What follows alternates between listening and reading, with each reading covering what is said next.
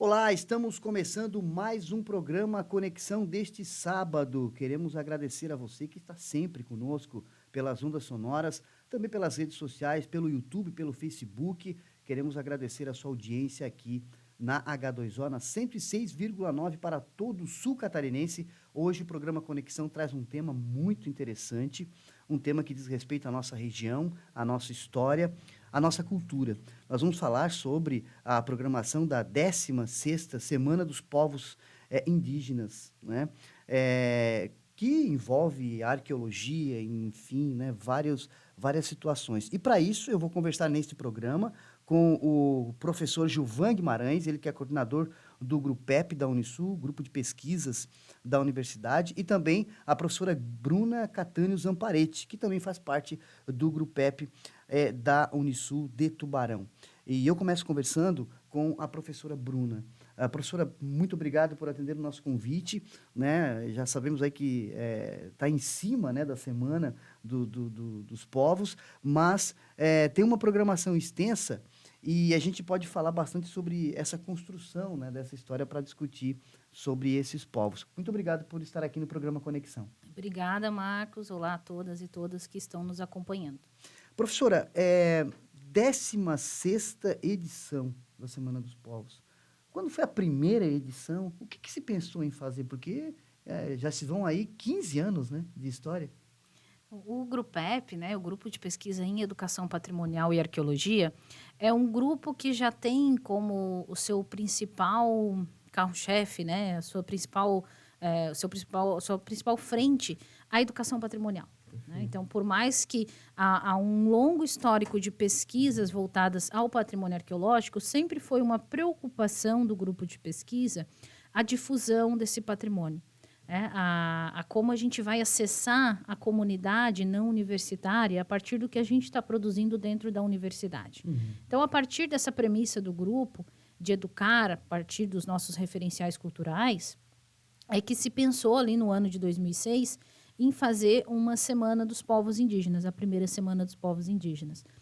E começou menor, mais voltada à parte expositiva, com algumas oficinas, conversando um pouco com as crianças, né? Mas foi um start para o que hoje vem sendo um evento consolidado já na região, já na sua 16ª edição. Só não tivemos o evento em momentos específicos, né? Seja na pandemia ou momentos específicos da história de reestruturação do grupo, mas é um evento educativo que tem a preocupação de pensar formas, e daí utilizando exposição, oficinas, palestras, apresentações artísticas, formas de a gente falar sobre essa riqueza do nosso patrimônio cultural, Uhum. essa riqueza de povos que viveram aqui, né, e de povos que ainda vivem hoje no nosso território também. Então, além de trabalhar com um horizonte de tempo de 8.000 anos, 4.000 anos, se preocupar com as populações contemporâneas que vivem na nossa região. E foi assim que a semana foi se estruturando, foi crescendo, sempre com a participação da universidade, né, dos estudantes, que eram os oficineiros, que desenvolviam as oficinas, com convidados externos. E hoje é um evento já esperado e aguardado pelas instituições escolares. Então, eles já têm no cronograma da escola quando que vai ser a Semana dos Povos, nos perguntam quando que vai ter a Semana dos Povos, porque já virou uma referência no ensino desse conteúdo na rede da educação básica. Uhum. Professora, o que é mais difícil, né? Eu estava ouvindo você falando dessa questão também de trabalhar os povos que ainda estão aí, né? E a arqueologia trabalha muito com os povos que já passaram por aqui também, né? E toda a sua história, suas características, enfim. O que é mais difícil? É trabalhar com os povos que ainda estão ou trabalhar com uma arqueologia como os sambaqueiros, por exemplo, né? Os sambaquianos e outros povos que já passaram por aqui, mas que deixaram vestígios, deixaram, né, material arqueológico para poder pesquisar e estudar as características daquela época. Ambos são compromissos muito grandes, né? É claro que a arqueologia ela trabalha com as populações contemporâneas de uma forma que a antropologia trabalha de outra forma. E é preciso destacar que hoje as populações indígenas têm ganhado cada vez mais o seu protagonismo. Então, eu já tive colegas, por exemplo, no doutorado, que eram arqueólogos indígenas. Então, olha a importância de eles começarem a estudar a sua história, construir a sua história, divulgar a sua história. Então, hoje, as populações indígenas já têm um protagonismo muito grande no que diz respeito a falar da sua história. Isso também vai atingindo aos poucos, né? Não é maioria, é claro, mas atingindo aos poucos também a arqueologia. Quando eu comento dessa conexão do passado com as populações contemporâneas, é o compromisso que a arqueologia tem, cada vez mais, de conversar e de trabalhar em prol dos grupos que estão hoje aqui. Então, quando a gente fala que a nossa região é ocupada há 8.000 anos, a gente tem que falar que essa ocupação é indígena. Não eram outros grupos, não é uma coisa separada. A gente tem que assumir esse compromisso de que a nossa história mais antiga é uma história indígena, de que o nome das nossas cidades são nomes indígenas. Então, a relação que a gente faz é para valorizar e reforçar esse trabalho e essa luta das populações indígenas contemporâneas. Então, assim, é claro que para nós é muito mais tranquilo a gente falar de grupos que não existem mais. Que às vezes a única forma de a gente falar deles é sobre os vestígios deles. Mas a gente tem que fazer essa conexão com as populações contemporâneas para auxiliar e reforçar essa luta muito digna e árdua, né? Que as populações indígenas aí resistem há 500 anos, pelo menos, né? De resistência, para que a gente possa contribuir a essa luta deles também, né? Contribuir também a uma educação étnico-racial. Uma educação étnico-racial que não está relacionada só a uma obrigatoriedade de lei, que existe uma lei que obriga o ensino da educação étnico-racial na educação básica, mas também ao respeito que a gente deve à nossa história, a história do nosso lugar, a história do nosso território, essa ancestralidade que existe no nosso território. Então, a conexão que a gente faz é uma conexão de estar trabalhando em conjunto com as populações indígenas contemporâneas e fazendo essa relação de que é uma história desses povos, que é uma história antiga dessa região, que essa história pertence a eles. Eles são os seus antepassados que estão ali e que são também parte da nossa história. E quando eu falo isso, não só dos povos indígenas. Esse ano, depois a gente vai comentar um pouquinho da programação da Semana dos Povos, esse ano a gente está ampliando. Por isso que a gente está trazendo a ideia de Semana dos Povos. Então, a gente vai trazer também as populações remanescentes quilombolas, a gente vai trazer a cultura de matriz africana, para mostrar esses outros povos que vieram para cá e que também deixaram suas marcas, que também têm os seus sítios arqueológicos, que são cada vez mais estudados de forma mais intensa, e também o compromisso da arqueologia de estar reforçando e respeitando estes outros povos que viveram aqui, que ainda vivem, né? Olha, eu estou conversando com a professora Bruna Catânio Zamparetti, faz parte da coordenação do Grupep da Unisul. Estamos falando sobre a 16ª Semana dos Povos. Não vou falar mais povos indígenas, porque é a Semana dos Povos, de outros povos também, né? Como a professora falou. E quero agradecer você que está acompanhando pela 106,9 e também pelas redes sociais, pelo YouTube, pelo Facebook, o Conexão deste sábado. Professora, pelo que eu vejo na programação, ela é bem participativa, né? As pessoas, as crianças, os estudantes que vão poder, né, usufruir aí de várias atividades.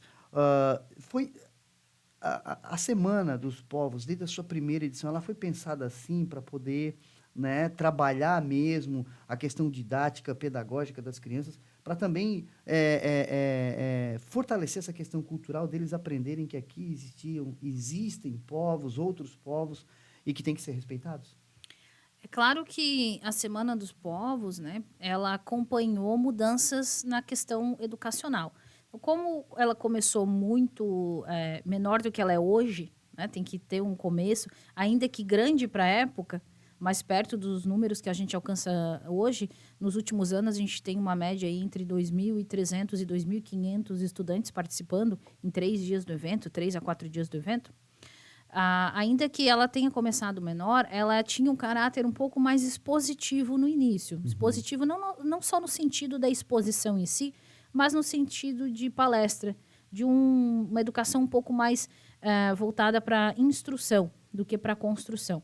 E daí, ao longo destes anos, acompanhando também discussões mais contemporâneas na área da educação, a gente foi transformando essa semana.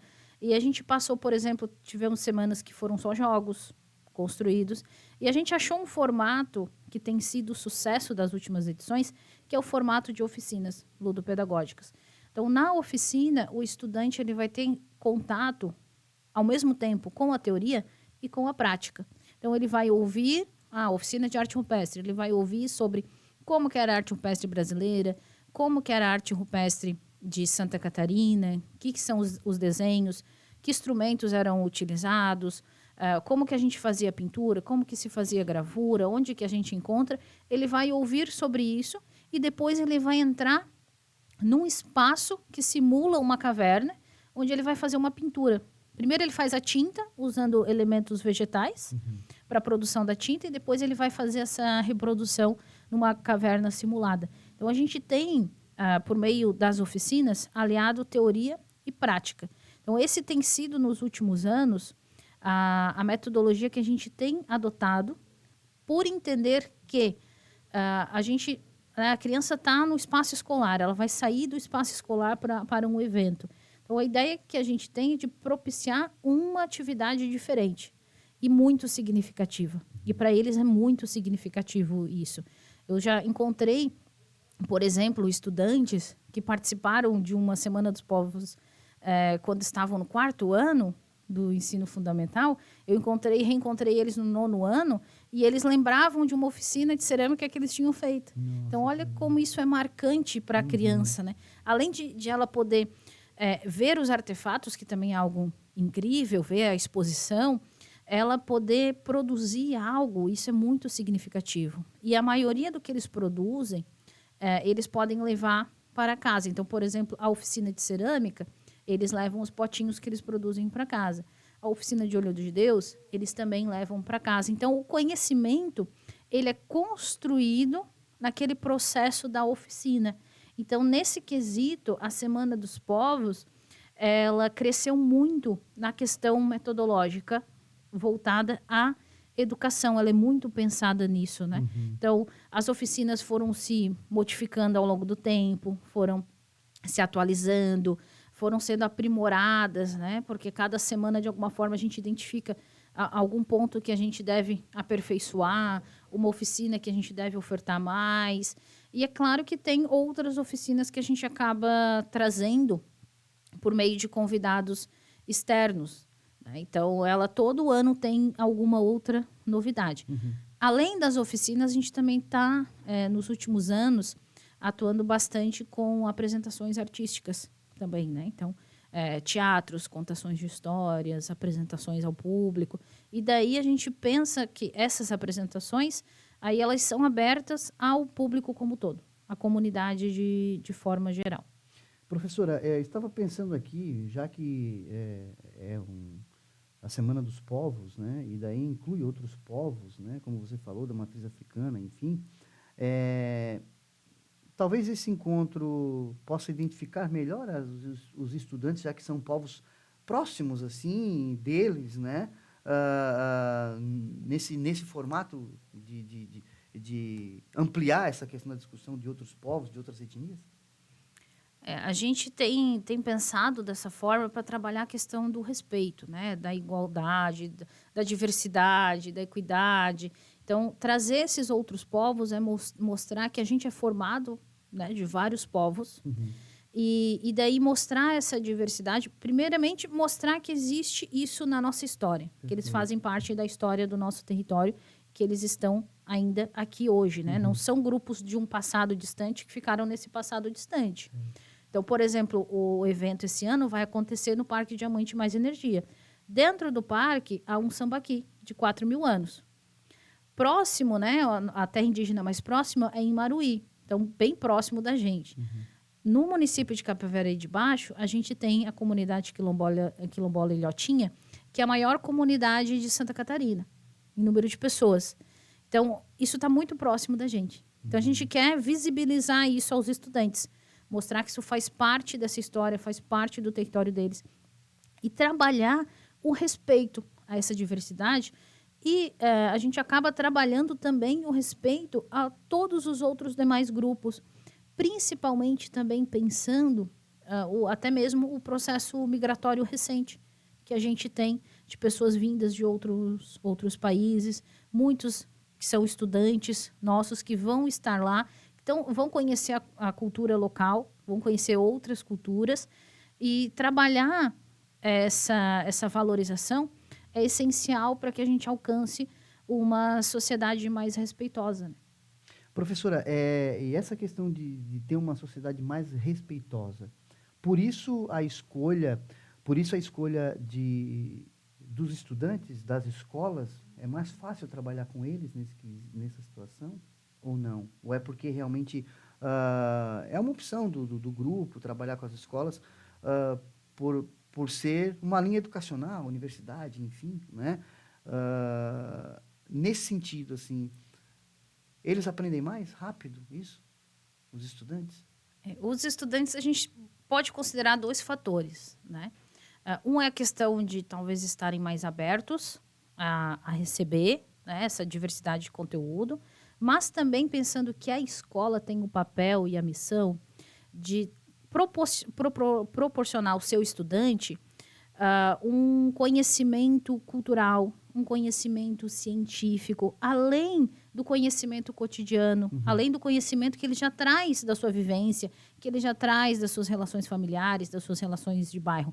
A escola, ela tem esse papel e essa função de ampliar estes conhecimentos e trazer um universo todo de conhecimentos. Então, a escola, muitas vezes, vai ser o espaço onde a gente vai poder discutir temas, a gente vai poder problematizar temas que não necessariamente o estudante vai trazer do seu conhecimento cotidiano.